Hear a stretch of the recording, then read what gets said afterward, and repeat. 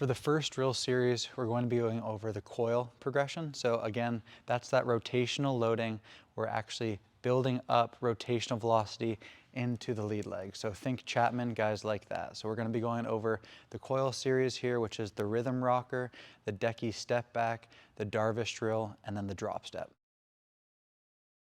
For the rhythm rocker, it's going to be our first most constrained position of this coil progression. So we're going to think that we're going to be loading over the back hip through the coiling of the back leg. So a good cue I like to use is just showing the heel to the target, and this is going to help load and unload the pelvis rotationally so we can get that rotational energy into the arm. So you can start out pretty constrained here. The idea is that you want to take away a lot of the linear move that leads to that extension of the back leg and focus mostly on a coil. So you can either go pretty tall here and then just rotate and then build up kind of that separation between your legs to kind of create that rotational energy that you're going to get as we get closer to the actual delivery. So initially I would start out kind of close together and then load into the back hip, thinking again, showing that that's going to get our belt buckle to coil over the back leg, and we can unload that lower half to send energy up into the arm. So that's going to be the rhythm rocker. You can add a figure eight with if you want to, but ideally you're starting out in that constrained position, getting the back hip to be coiled over and unload it. The next drill is going to be the decky step back. So we're going to start facing our target. You're going to pick up the back leg. You're going to swing it back, coiling over the back leg. Again, this is kind of similar to our rhythm rocker position where we're getting that coil over the back hip, except this time we're going to add that more dynamic back leg move where we're swinging the back leg, loading, and then rotating.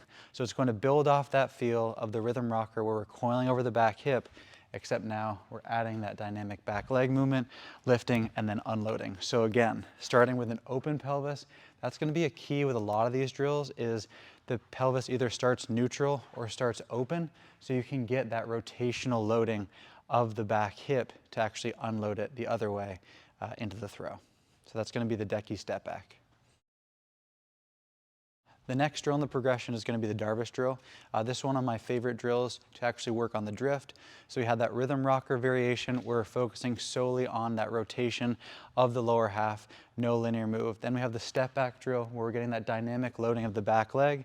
And so if we keep backwards chaining, we're now going to get to the drift. So the Darvish drill combines the loading of the back hip rotationally with the actual drift. So the idea here is to start, again, open pelvis, a major theme here.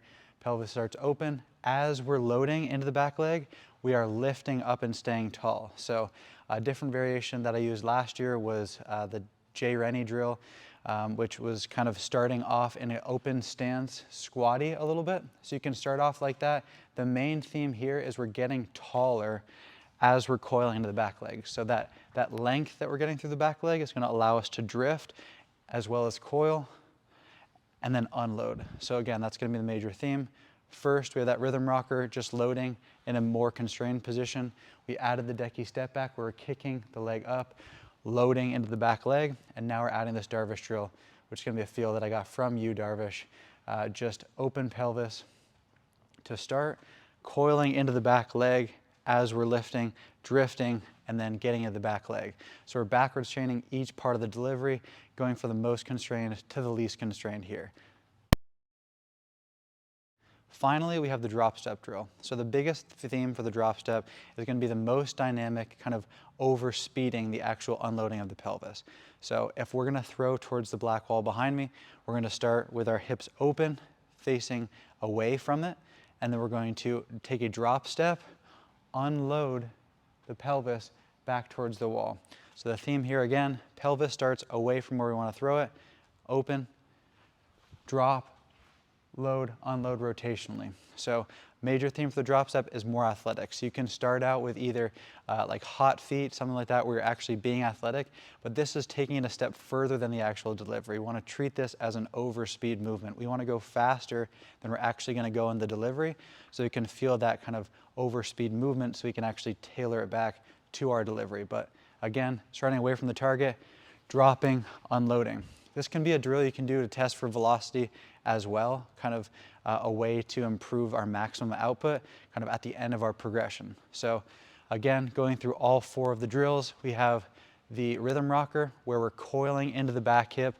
Again, hip start neutral, loading rotationally, unloading. We then build off that with the decky step back. We're picking our leg up, coiling over the back leg, and then unloading. So building off that, lead leg, back leg, drift, the Darvish drill, starting with the open pelvis, loading into it rotationally, and then over speeding it with that drop step, getting more momentum into the throw and kind of selling out for let's move as fast as possible, be athletic as possible.